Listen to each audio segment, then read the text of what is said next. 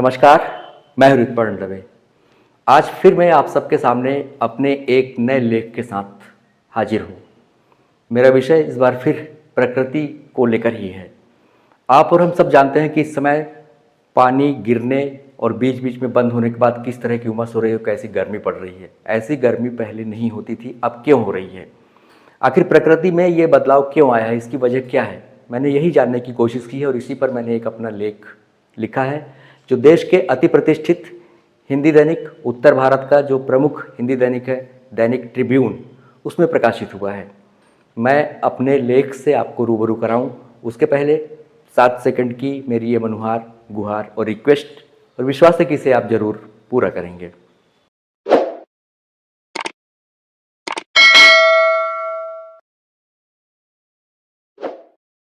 तो आइए अब सीधे चलते हैं उस लेख पर जो हिंदी दैनिक ट्रिब्यून में प्रमुखता से प्रकाशित हुआ है। जलवायु परिवर्तन के लिए जितने भी ज्ञात और चर्चित कारण हैं, उनमें अब नाइट्रोजन भी एक नया नाम बन गया है। ऐसा लगता है कि लंबे समय तक इस पर वैज्ञानिकों और शोधकर्ताओं ने ध्यान नहीं दिया। सिंथेटिक उर्वरकों के उपयोग, अपशिष्ट जल के निर्वहन और जीवाश्म ईंधन के दहन से बढ़ता नाइट्रोजन का प्रभाव एक बड़ा खतरा है। यह भूमि, जल और वायु को प्रदूषित कर जलवायु परिवर्तन को बढ़ावा देता है और ओजोन परत को भी नुकसान पहुंचाता है। दरअसल इस सच्चाई तक पहुंचने में साक्ष्य, प्रमाण और वास्तविकताओं से तालमेल बिठाने में लंबा समय लगा। अब खेती किसानी से लेकर पशुपालन में इसके भरपूर उपयोग को जलवायु परिवर्तन का उतना ही दोषी माना जा रहा है जितना मानव जनित कार्बन डाइऑक्साइड और मीथेन को।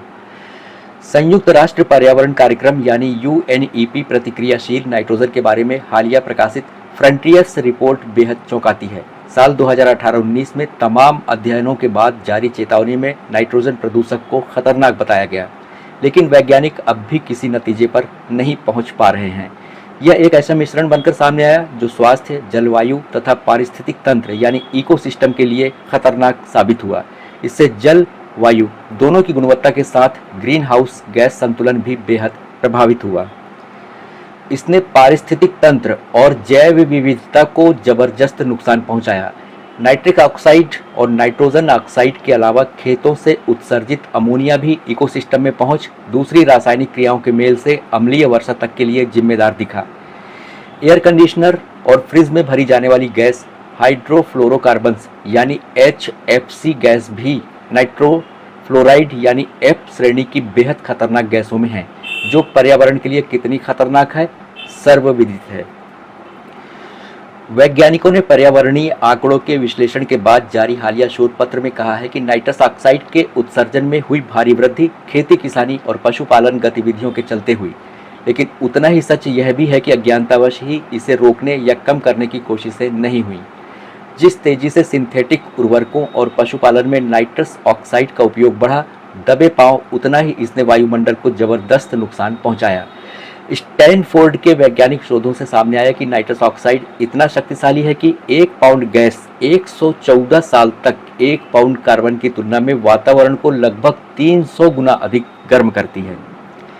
कहीं बेकाबू से बढ़ते तापमान के पीछे यही तो नहीं, वायुमंडल में इतने लंबे समय तक उपस्थिति और इसकी घातकता को समझ पाने में देरी तो नहीं हुई।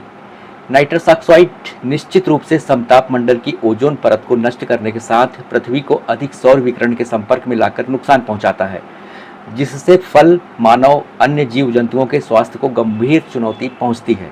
इसके उत्सर्जन का लगभग 60% प्राकृतिक तो 40% मानवीय गतिविधियों से होता है। वैज्ञानिक अध्ययनों से इतना तो साफ हो गया है कि सन 2020 के पहले के 4 दशकों में ही इस गैस का उत्सर्जन 40% बढ़ चुका था और दुनिया बेखबर थी। अब स्थिति यह हो गई है कि 2 साल पहले यानी 2022 तक वातावरण में नाइट्रस ऑक्साइड की मात्रा उस स्थिति पर पहुंच गई है जो कथित औद्योगिक क्रांति के पहले के स्तर से 25% ज़्यादा है। अत्यधिक चिंता यह है कि दुनिया में ऐसी तकनीक भी नहीं जिससे वातावरण से इसे हटाया या समाप्त किया जा सके। साल 1980 से 2020 के बीच नाइट्रस ऑक्साइड उत्सर्जन में 67% की रिकॉर्ड वृद्धि हुई। इसका कारण नाइट्रोजन आधारित खाद और जानवरों से निकलने वाले अपशिष्ट रहे। इसका खुलासा 58 अंतर्राष्ट्रीय विशेषज्ञों के अध्ययन पर आधारित report global nitrous oxide budget में भी है। अब जलवायु परिवर्तन और बढ़ते तापमान की चर्चाओं में नाइट्रोजन प्रदूषक भी अहम है। वायुमंडल में इसकी मात्रा कहाँ, क्यों और कैसे बढ़ी, यह विश्वव्यापी चिंता है, लेकिन जब चर्चा होगी तभी समाधान निकलेगा। एक वैश्विक रिपोर्ट बताती है कि साल 2011 से 2020 के 10 साल में मानवीय गतिविधियों से निकली नाइट्रस ऑक्साइड कुल उत्सर्जन का 3/4 थी। वहीं इसके बाद जीवाश्म ईंधन, कूड़ा, गंदा पानी और बायोमास जलाने जैसे स्रोत भी अथाह वृद्धि के कारण हैं।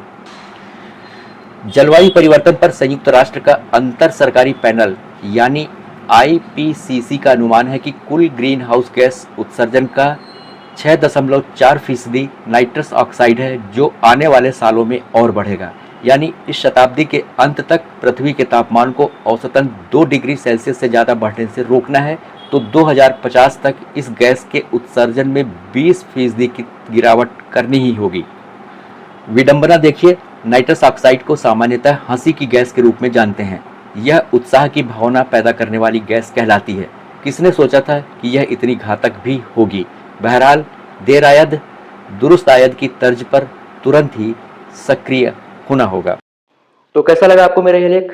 विश्वास है कि जरूर आपको अच्छा लगा होगा और प्रकृति के साथ जो हम ज्यादती कर रहे हैं, जोर जबरदस्ती कर रहे हैं, वह भी कुछ न कुछ आपको समझ आ रहा होगा और आप उस पर सुधार की, प्रकृति का साथ देने की हम सब मिलकर कोशिश करेंगे और प्रयास करेंगे कि हम भी प्रकृति को वापस उसके मूल स्वरूप में लाने के लिए जितना भी बन पड़े करें।